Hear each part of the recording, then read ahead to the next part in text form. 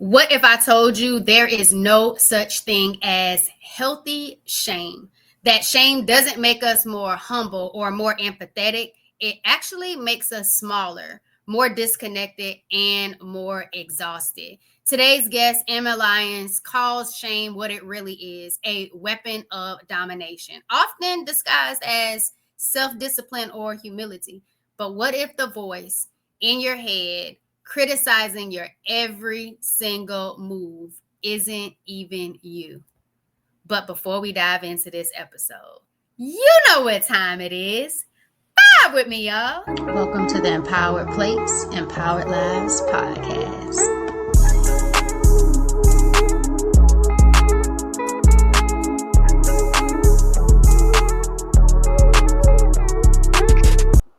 Y'all, welcome back to another episode of the Empowered Plates, Empowered Lives podcast. It's your healthy habits and lifestyle coach, Jovonnie, the space where those in survival mode break free from pain, fatigue, bloating, and hormone chaos, finally reclaim their energy and rhythm naturally.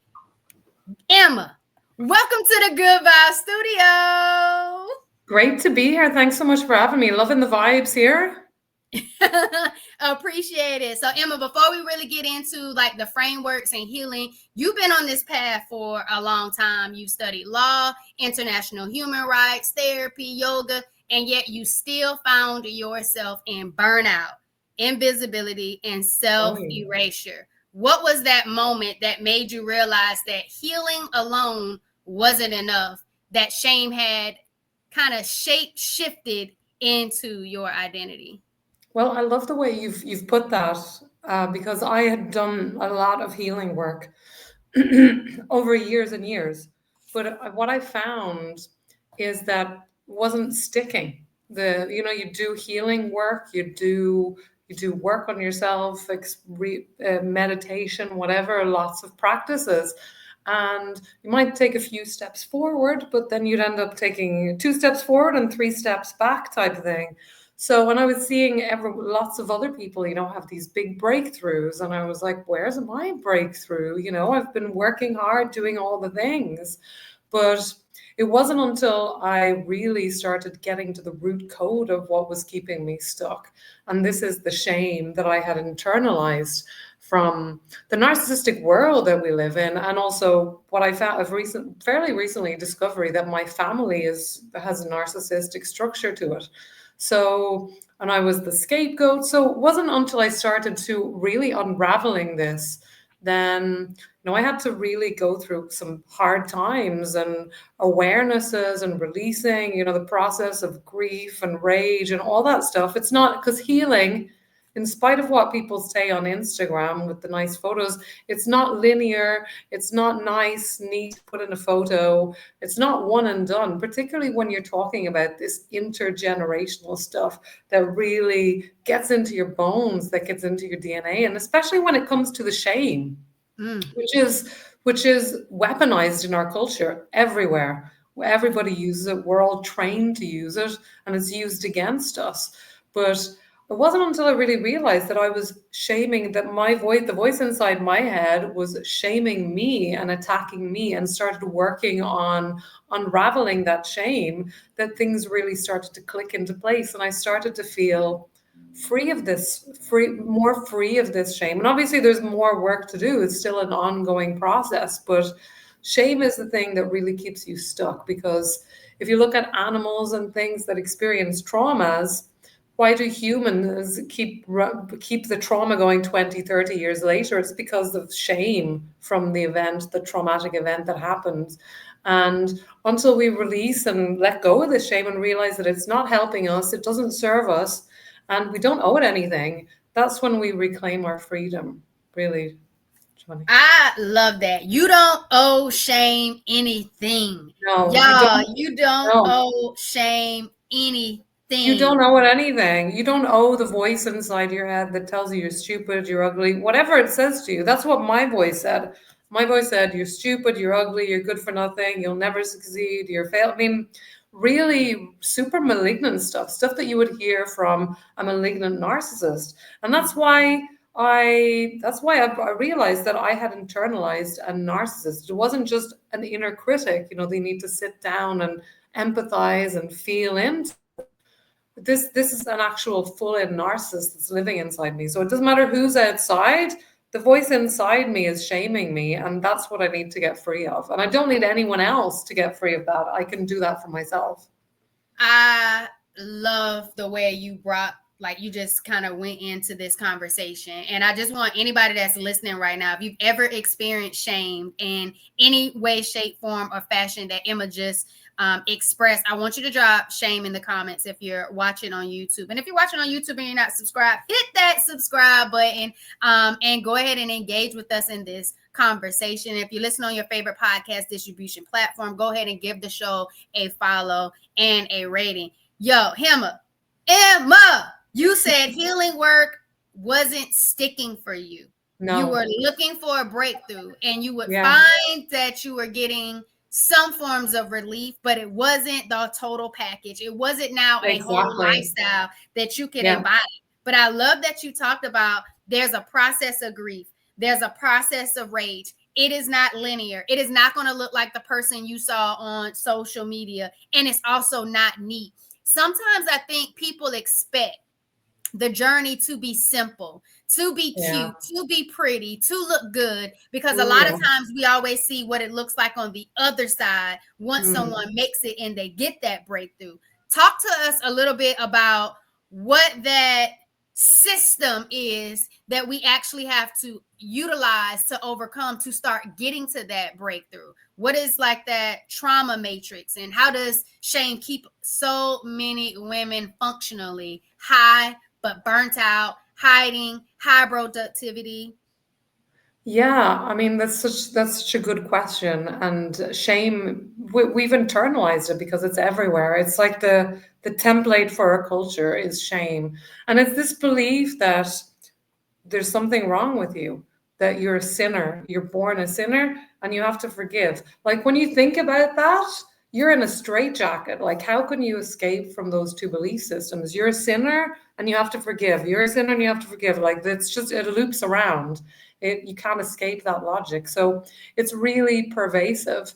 And the first step to really, and this is the really key thing, is you've got to recognize that the voice, if you recognize that, and I believe that everyone has this critic. I call it a narcissist because that's what it is. But everyone has this internalized structure, particularly in Western cultures, because it is so normalized. It's just a matter to what degree. So you've got to start recognizing that this narcissistic, the thing that shames you and says you're no good and that you can't do that thing and don't go on that podcast, don't start that thing. Who are you to go up on the stage and sing that song? It's not trying to protect you. This is the biggest lie that I would love if people would go away with one thing. The voice inside your head that tells you you're whatever it's saying, you're stupid, you're ugly, whatever, it's not protecting you. This is like a form of gaslighting when we're told this. Because imagine someone on the outside saying all these horrible things to you, and then the world of psychology and coaching telling you, oh, that person is trying to protect you. No, that person is trying to kill you. And we need to treat it the same way that we would a narcissist on the outside. This was the thing that really struck me, because with a narcissist on the outside, there's a protocol. You don't engage, you step away, you don't react, you don't defend yourself, you don't personalize. And when we have the voice inside your head, we're told to sit down, to empathize it, to feel the shame, to sit with the shame. No, that is not you. That's not a friendly part of you. That's not your traumatized child. This is a distortion. And it's like if you think of a parasite, it like takes your energy. It actually sucks your energy when it shames you and says it's actually sucking you dry. But the good thing is it's not you, and it has no power unless you give it power. It has no power. Think about it. It only can shame you if you're like, yeah, whatever, if you agree with it, if you give it fuel. It's like narcissistic supply. If you react and engage with it, if you try to defend yourself against it, that's when it gets bigger and stronger. So just like the narcissist, we want to freeze it off. We want to take our power back and say, not today, bitch. This is not happening. You are not looking after me. I know what's good for me, and I'm going to do what I want to do, regardless of what you say. I like that. No power unless you give it power. And I think Exactly. that's powerful within itself, is recognizing that you can get your power back in the event that you might have subconsciously gave it power to feel that shame or whatever thing, person, thought that you're experiencing that makes you feel that emotion of shame, knowing that it's unhealthy. So the first thing was recognize that it's not trying to protect you. The shame that you're experiencing is not trying to protect you. What is number two? Okay, so I have an acronym Okay. that I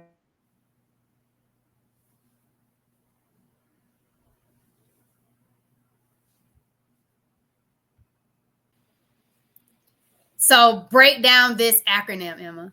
Okay, and that's a good introduction because it is BREAK, break. So number one, we are B, break the trance. This isn't your voice, it's a spell, it's a magical spell, it's a trance state. So you've got to catch it and interrupt it without, don't overthink it, just name it. Recognize that this is a trance, and then you disrupt the loop automatically. So that's B. Then you go on to R, refuse to engage. So you don't owe explanations or defenses or to be polite to this thing. It's not trying to help you. You've got to drop the rope. That means don't argue with the trance. You can use Dr. Ramani's deep to guide you.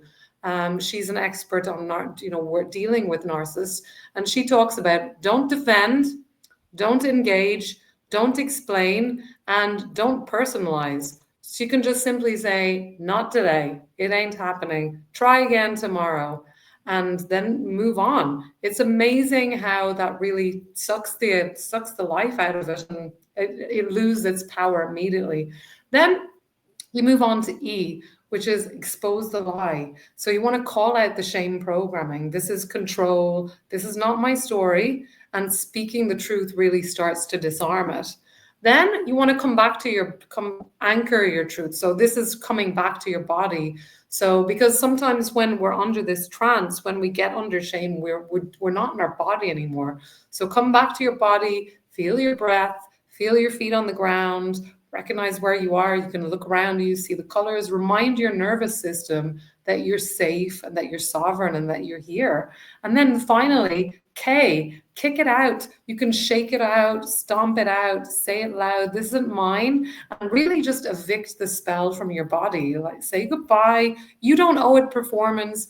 You don't owe it anything. This is your ego, this voice. It's not your amigo. It's not your friend. And you don't owe it anything. You don't owe it to be polite. You do not owe it anything.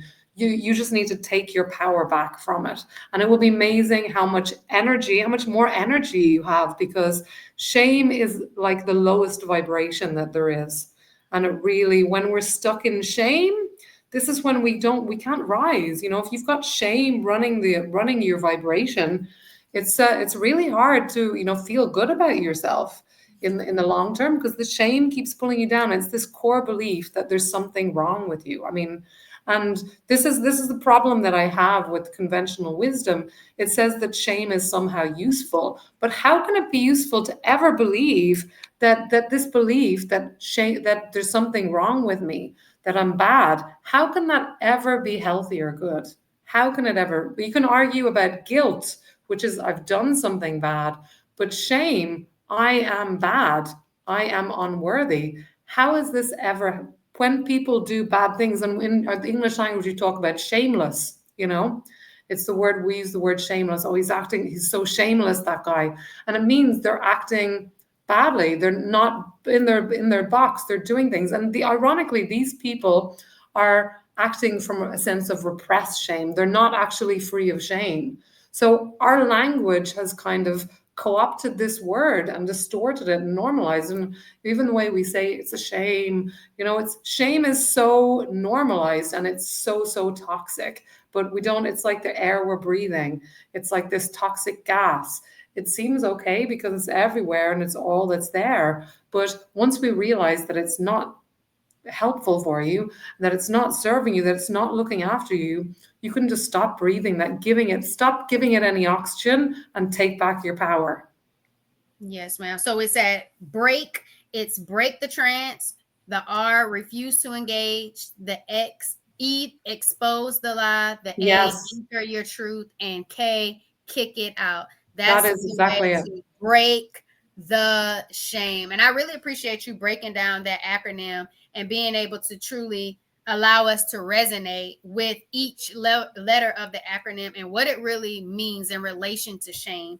And I also like that you kind of talked about the the ego. You talked about the Yes. ego and how the ego plays a part in shame. It's really more so in regards to ego, but then that ego affects your energy, and that low vibrational energy is not allowing us to feel our best self, to heal in a way that holistically considers all parts of our body. You even brought in the central nervous system. So you're clear that shame blocks empathy for ourselves and for other people. How does shame impact our ability to connect with others and our own nervous system regulation?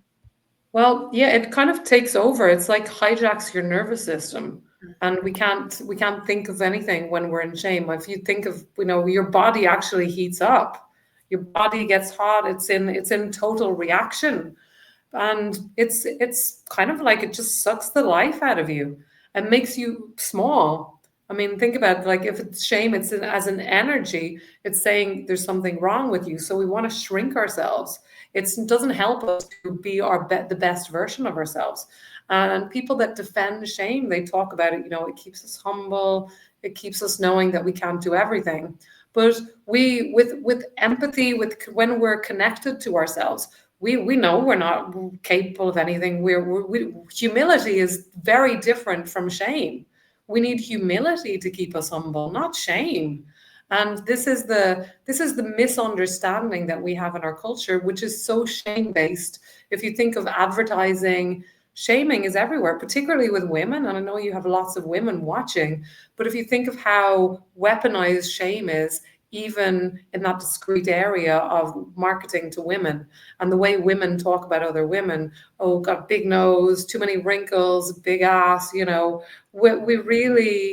we really shame women a lot for the way they look, or for not looking young enough, not looking for too big, too small, too short legs, too long legs. I mean, just we live in a culture that's obsessed with shaming, especially women, and this is why I believe women have internalized it so much.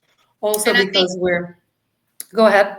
No, and I think just to hit on that point, because it resonated with me and it's probably going to resonate with some of my target audience, was about the shame and the body and what happens. And so you're ashamed that you're having fertility complications or issues. You're Oh yeah, ashamed that you have unwanted facial hair because of the hormonal chaos that's happening in yeah, your body. You're ashamed that you haven't found the right ways to reduce the weight, reduce the bloating, and you have this unnecessary weight gain, and you just can't figure out how to lose the weight no matter yeah, what you eat, no matter how well you sleep. Like, there's this shame in regards yes, to the symptoms that we're experiencing, and it was just like that was speaking loud to me. And I was like, I hope no one misses the fact that there's these nuances of how we go through life and navigate, and we are recognizing these things, but are we identifying them as a point of shame? And if we are, that's what's keeping us in that low vibrational state. That's what's keeping us from finding ways to move forward. That's what's keeping us not necessarily feeling safe in our own bodies, because we don't have that humility and that humbleness to really understand what's going on and where we're giving our power. And so I'm really glad that you hit on that, because that's important. Like, that's now fueling fatigue, inflammation, totally, totally. abandonment, right? And because we've been so brainwashed to believe that shame can help us, that shame makes you better. If you think of like the self-help industry, shaming, it's like you've got to get this, you've got to get there. The hustle culture, it's very shame based, and we've been brainwashed to think that shaming will make us be better somehow, but it doesn't work. And if it is, the reason why shame is so commonly used is because if you shame a child, they stop doing what they're doing. It's effective, but it leaves a toxic residue. And Shame is women, effective, but exactly. leaves a It toxic leaves an residue. absolutely toxic residue. So think of you, if we've been living in this shame infused world for 20, 30, 40, 50, 60, 70, whatever it is, years, it gets inside you. We internalize that. And I think with a lot of women, we tend to internalize it more than men. Men tend to compartmentalize their shame and not feel it so much. But that doesn't mean that it's not controlling them. Mm, Women are just more, we're just more connected emotionally, so we might be aware of our shame more. So that's why women, a lot of women will internalize it, but it's always toxic. And with shame, because shame is so toxic, we do one of two things. We either find someone, a scapegoat, someone else that we can deposit the shame on and blame, and this is what women do, with the toxic feminine, we're carrying so much shame. For, well, women, we carry a lot of shame. Women have been shamed historically for bodies, for genitals, for sexuality, too sexy, not sexy enough, everything. And we look for something to deposit it on because we can't handle all that, so we find it, we throw it on and dump it on another woman, mm, or we internalize it and becomes really deeply held self-loathing, which is how it manifested in me. And both of them are extremely toxic, and both of them do not help society in any way. And I also wanted to say one more thing to your point. When you shame yourself for having fertility issues or whatever it is, or for having facial hair, it not only does it not help with the problem, it's actually counterproductive. mm. Because if you're trying to get pregnant and you're carrying shame that you can't get pregnant, you're going to add more difficulties on there. You're going to make it harder. You have another layer of something to go through to get, because when people get pregnant, they're generally not in that shame place. Shame is another impediment that we put on ourselves, and we think that it's helping us. And this is the thing, the interesting thing about shame is that it's weaponized. I talked about that already. It's weaponized in advertising. We weaponize it against other people. We find a scapegoat in our culture, the immigrants, and blame them. Or we find a scapegoat in our family and deposit all of the toxic shame on them. But when we either do that, or we internalize it, and it becomes this massive self-loathing thing. That means we can't overcome those problems anymore that we're facing. It's a weapon and a shield. We kind of think that if I just shame myself first, then I'll beat them to the punch. So we shame ourselves first because we think it's some kind of defense. It's real kind of child's logic, but that's, if you really tap into yourself, that's what a lot of us do. We think, oh, I'll just shame myself first so that it won't hurt so much when other people shame me. But actually, it just makes you less and less confident, and makes you less and less able to stand up and be visible and show up as who you really are. It's shame. It's like I say, it's not a normal emotion because it makes you shrink. It shrinks you. It forces you to shrink yourself, and it tells you you're not good enough. Become invisible. Become small as you can so that other people can be comfortable. It's a self erasure that comes from this shame. It is never ever ever beneficial. So what I'm getting is, if you don't break the shame, you're going to then either identify a scapegoat, which could be another person, it could be a child, it could be whoever, whatever. You're going to identify a scapegoat, or you're going to internalize it. And that's just going to cause even more issues within your health, within your vitality, within your life, and just how you see yourself. But something that I really like that you talked about is that people utilizing shame as a weapon and a shield. And at Yes. that point, it's like, which one are you going after? And do you have enough self-awareness for yourself, or maybe someone that you love and care about that may possibly be utilizing shame as a weapon and shield, and be able to kind of articulate that and help them process what's actually happening to their body, and help them reduce the power that they have chosen to give to it. So I really like that, Emma. But I also love when you talked about how it reduces your confidence and Oh your yeah. authenticity of your true self. And so Yeah. when you are feeling confused, when you are having low self-esteem, when you don't feel like you are being seen the way that you truly believe yourself to be, what role could shame potentially be taking in this space? And that's just a reflective question Yeah. for anyone who's listening right now, is if your confidence is low and if you feel like you're not truly being seen the way you believe you should be seen, is shame playing a part in this? And so I really want you all to really think about They're that. pretty guaranteed that it is, to be honest, because if you have a low self-esteem, shaming is the fuel for that, you know? Ooh, shaming Shaming is is the the fuel for low self-esteem. it is the fuel for low self-esteem, low self-worth. Low self-worth is like there's something wrong with me. You cannot develop your self-worth or your self-esteem while you have this belief. It's like you're pulling yourself in two opposite directions. And this is why the healing isn't going to stick. If you're on one hand going with your affirmations and saying I'm wonderful, and then you go shame yourself, and that's your main kind of vibration because that's what you've been practicing for 20, 30 years. You can't expect those affirmations to be magical.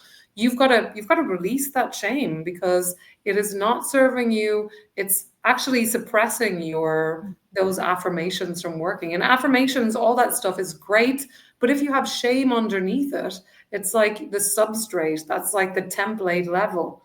It's the shame is going to kind of come up and ruin. It's like trying to grow a plant in toxic soil. It's you can't.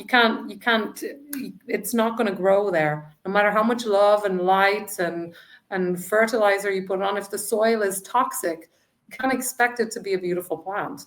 And it's the same with you. If you're trying to grow yourself or grow your energy, if your ground, if your land is just full of shame, ancestral shame, a lot of the shame isn't even ours. We carry it from our ancestors, from our families, from collectives, from women. Women carry more shame than men because collectively women have been scapegoated for their sexuality and for being too sexy and not sexy enough, and all the things about women, for you smelling the way we smell, all this stuff. Notice that it doesn't men don't talk about that kind of things for themselves, but women have been demonized.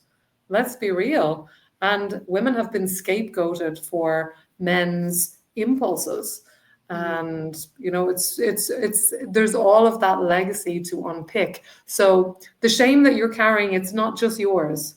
You're probably carrying shame from generations back, of your grandparents and your family going back several generations. It is not yours. No, It it's not is not yours. yours. Y'all drop that in the comments if that resonated with you when Emma dropped that into our vibrations right now. It is not yours. The shame that you're carrying, the shame that you've identified, it is not yours. Put that in the comments for me if you are still with us in this level of the conversation. Emma, you talked about affirmations, and when you were talking about it earlier and you were saying affirmations like I am so and so, I am, I was like, ooh, those are affirmations and you're talking against yourself. Those are not positive or uplifting. And you just brought in the word affirmations. And I had another guest on that talked about there's so much work to do when you are embodying and taking and owning a new affirmation. So yes, why it might be something that you want to see yourself evolve into, grow into, and embody, there's so much work that has to get there. And if you're not doing the deep rooted work, then you're not going to be able to truly embody the affirmation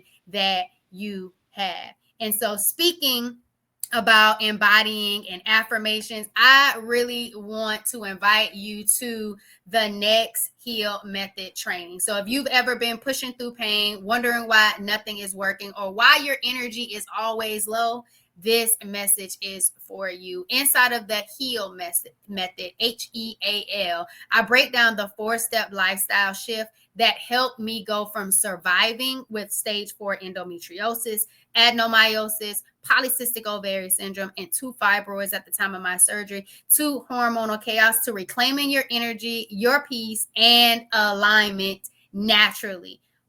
Go ahead and click the link in the show notes, register for the upcoming training. Come by with me as we continue to educate and empower and own your healing journey. So, Emma, I kind of want to move into this segment where we talk a little bit about the difference between a healthy inner critic and then this narcissistic imposter voice. What are the difference between the two, in your opinion? Well, it's not, the inner critic is not going to be shaming, and that's how simple it is. The inner critic is going to say, oh, maybe you could have done that differently. It's not going to say, "Oh, Jovonnie, you did it wrong. You're so bad. You're stupid because you did it wrongly." It's not going to be like that. It's going to say, "Well, maybe next time we can do that differently. Maybe next time we can add that element." But it will never shame you, and it's actually that simple. I've heard lots of spiritual teachers talk about, how to know if it's your higher self and how to know if it's just that toxic critic. But it's that simple. Your higher self, or whatever it is for your higher power, it's not going to shame you. It's not going to say you're bad or there's something wrong with you. It's going to say, maybe we can improve on that. It's going to be constructive. And that's the difference. And the amazing thing, though, is that the more you free yourself of this toxic voice, the more immune you become to shaming from the outside. So I'll never forget the story. I was talking to someone a few weeks ago, and she was talking about a relative of hers. When they were children, they went out eating ice cream, and they were like larger children. And some dude went up to them and said, "You shouldn't be eating those sweet things. You're already fat." And those girls, they just laughed at him, you know. And this is the power when you don't have the belief internalized. The people come and shame you, you'll just laugh at them. You'll be like, "Okay, whatever. You're crazy." They'll come and say whatever to you, and you'll be like, "Yeah, try again tomorrow." You're crazy.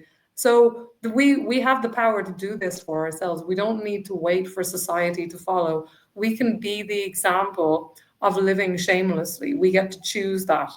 And that's what it is. When we're not living shamelessly, like the language says, living badly. We're living free of shame, because that's the only way we get to live our true life and our true selves. When we're not in the shame. When you're in shame, you're not being you. You're being controlled like a marionette by the puppeteer of shame, by this narcissist that doesn't have your best interest at heart. It's not trying to protect you, it's trying to control you. And we conflate in our culture control and care. Those things are very different. Somebody who cares about you, they will not try to control you and tell you what to do. They will let you live your own life, and they'll want you to expand. They will not try to control you and keep you small. So we've got to recognize this different and take back our power when people are trying to control us and weaponize shame against us, because that is never useful. Thank you. The inner healthy critic will not be shaming. And there's a difference between control versus care. Yes, Something I absolutely loved about that example you gave about the ice cream and someone saying you shouldn't eat that sweet dessert because you're already fat. It automatically made me think about what you told us other earlier in the conversation, was identifying a scapegoat. Whoever said that, they felt some type of form of shame or experience, and exactly. they were just Exactly. projecting This that is the on way, someone yeah, else. And so I was like, ooh, I see what we did there. Hopefully they caught that and brought that part to this part if you're still continuing to elevate and evolve yeah, with us in this conversation. But also it made me think about this book, The Four Agreements. And one of the agreements is to never take anything personal. And if you're not personalizing all of these different experiences from other people, then you're able to live in a freer state and you're able to really navigate a little bit more. And so I'm more through life, loving yourself with less shame, more confidence and esteem. So how does shame really live in the body? And what are some of those physical or behavior cues that someone could recognize if they're being hijacked and internalized by shame, Emma? Well, it's different for everyone because everyone has a kind of different baseline. For me, it was depression. And Mm, for some people, it shows up physically in the body, things like endometriosis, or, when your body is kind of, your immune system is not functioning correctly, like things like lupus, you're attacking yourself. And that's what we do when we shame ourselves, or when the voice shames ourselves. We're attacking. It's self-attack, it's self-abuse, or it's this narcissistic attack that we're allowing. And so it affects people in so many different ways, but it keeps your vibration really low. It keeps you small. That's the thing. And that can be physically, that can be, when people, if you meet people, anorexia, people want to, this is shame. Shame drives so much of the problems. Alcoholism, drug addiction, so many of these things, you can trace them back to shame. People who compulsive feel like they have a big nose or something, body dysmorphia. Again, this is shame. You find a spot on your body and you project all your hatred onto your nose. This is shaming. You're shaming yourself. And it's so normalized. It's got its own name, but it's shame. And so many disorders that you can think of, mental and otherwise, you can trace them back to this toxic shame, and shame is always toxic. And I thank you for breaking it down on what it could potentially look like.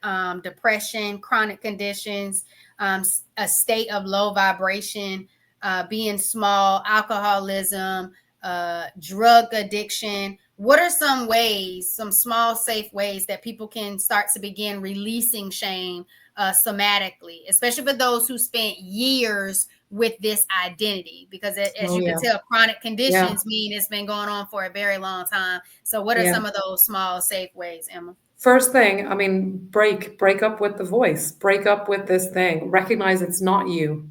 That really takes your power back, because we've been so brainwashed to believe that this shaming thing, it's you, it's your protector. It's not you. Don't take it in. It can say whatever it wants, but you can take back your power. So recognize that it's not you, and when it comes, not today, bitch. It's not happening. Not mine. Not mine. This is not mine. I'm not taking it. And for real, that it takes a bit of practice, because if you've been practicing shame for 30, 40, 50, 60 years, and also it can help to have support from other people, because most people are very used to shame and very comfortable with shame. So they might not be able to support you on your shameless experience of letting go of shame. So find a community of people who don't shame you, and stop shaming yourself. Stop shaming yourself. The first step, this is homework for people. Go out today. If you're listening to this in the morning, and just notice how often you recognize shame. Maybe you see someone talking bad or gossiping. Maybe you say something shaming about someone that you see, or about yourself. Take note of all these things. Just notice how much you're shaming, and how much you see shame pervasively, or on advertisements. How much do you see shaming there? When it talks about women's bodies, for example, or you need to lose weight or something. This is all shaming language. So like I said, shame is weaponized. So recognize it around you, recognize that you do it yourself. Maybe you have a child, and when they do something, you say bad boy or bad girl, you shame them. So just start noticing that this has almost become something you do as a reflex, and then take back your power. Just to recognize that it's not helpful. It's not helping your child. It's toxic. It's toxic for you and everyone that you encounter. So then just start breaking up with it. Recognize that it's not you, and take your power back from it. And so my next question was going to actually be about, like, what's one practice or reframing thought to start dissolving the shame loops? But you already said it. Not today. Not today. And really utilize that framework that you gave us earlier. Or not mine. Not mine. This is not mine. I love it. Not today, or not mine. And but you don't need to be polite to this thing. You don't need to be polite to this voice. It's not polite to you. So you don't need to be polite. If it gives you energy, not today, bitch. Not today, Satan. Do that. But you can just say not today. You can just be totally neutral and cool. So go with what works for you, but really disidentifying from that shame body. If you read The Power of Now, he talks about the pain body, and that's what this is. if you've read The Power of Now, it's this shame body, this parasite that shames you. It's not you, and it only has energy because you give it energy. It's Yeah. like you're the plug, and it's plugged into you. If you say, "Not today, Satan," "Not today, bitch," you take back your power. You give I it no love that. electricity. Stop being the plug of shame. Don't be the Yes. plug of shame. Stop being the plug of Don't. shame. Don't light it up. Don't fight it. Don't argue with it. Because just like with the narcissist outside, when you argue with your narcissist, you give it narcissistic supply. So you just want to cut it off. Not today. Don't argue with it. Don't defend yourself. Don't personalize, like you said. Don't personalize. Don't make it about you. Just walk away There you go. alongside your power and leave that thing alone to All die right.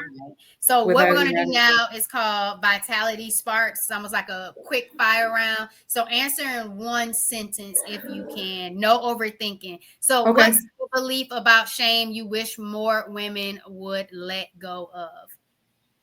It's not helpful. It's not you. Okay. What's one thing that always reconnects you to the truth? Your breath. If your nervous system had a love language, what would it be? Oh, my nervous system loves touch. What's a small daily act that helps you evict shame when it tries to sneak back in? Not today, bitch. What's your personal mantra when shame tries to hijack your power? Not mine. I love it. So, last two questions, Emma. Give some supportive insight, some guidance to the male figures, role models, girl dads of those who have heavy periods, pelvic pain, probably fertility issues, the Yeah. unwanted facial hair, the hormonal chaos. Yeah. How could we bring them into this support system and space for those with endometriosis, adenomyosis, polycystic ovary syndrome, and fibroids? Yeah, and this is a really good question because I talked about women having a heavier kind of dose of shame because women have been, and we've shamed the female body, and we reject the period. Like most people, they just think, oh my God, it's a pain in the ass every month. But really start loving your period, Mm. start loving whatever you've got going on there. Just recognize that your body is in flow, and recognize that whatever happens in the month, it's a sign that your body is in sync. So make friends with your cycle, whatever your cycle is. Start making friends with it, because a lot of the problems that we have when we have these kind of challenges, it comes from unconscious rejection of the female cycle and the female psyche, because we don't want, we shouldn't have that. We should be able to go all the time just like men. And And so because these men should be helping be more friendly to the cycle experiences. Is that yes, what you're saying? exactly. So recognize that Okay. women are different. We're more emotional. We're like loopy. Men are more straight up the line, very linear. So recognize that women are running on a pattern, and make space for it. Don't shame the period. Don't shame any of that stuff. It's perfectly natural, and it's something to be embraced rather than rejected. So don't don't speak in hushed tones about it. Speak about it openly. There's nothing shameful about it.